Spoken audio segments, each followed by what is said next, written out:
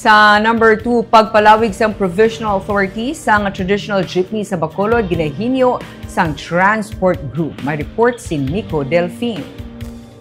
Luyag sang katapos ang United Transport Coalition nga pareho sang ginahatag nga konsiderasyon sa grupo sa mga traditional jeepney organization nga nagpa-consolidate sang ilang mga jeepney units nga matagaan man sila sang kahigayunan nga mabiyahe pa ang ilang mga jeep sa Bacolod. Gani naginyo sila sang duga nga extension sa Provisional Authority nga na-issue sang Land Transportation Franchising and Regulatory Board.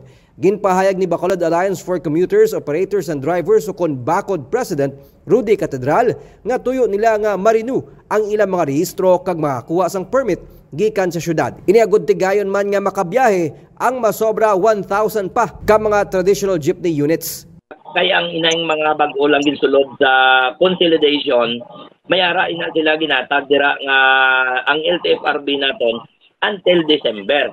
Kung pwede, iparehas lang anay kay as long nga damo pa sang problema pag hindi pa gid man masarangan mapa-comply sang mga modernized consolidated groups ang mga rutas.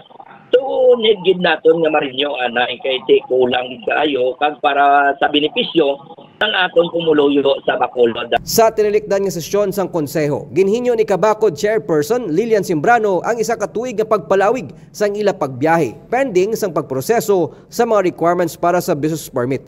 Ginpaiway anay sang Traditional Jeepney Transport Organization ang ila ginaplano nga pag-untat biyahe matapos ginklaro sang konseho nga wala sang otoridad ng Bacolod Traffic Authority Office nga manakop sang kutob wala makarenew sang permit magluwas lang sa Land Transportation Office. Nico Delfin para sa DigiCast Negros.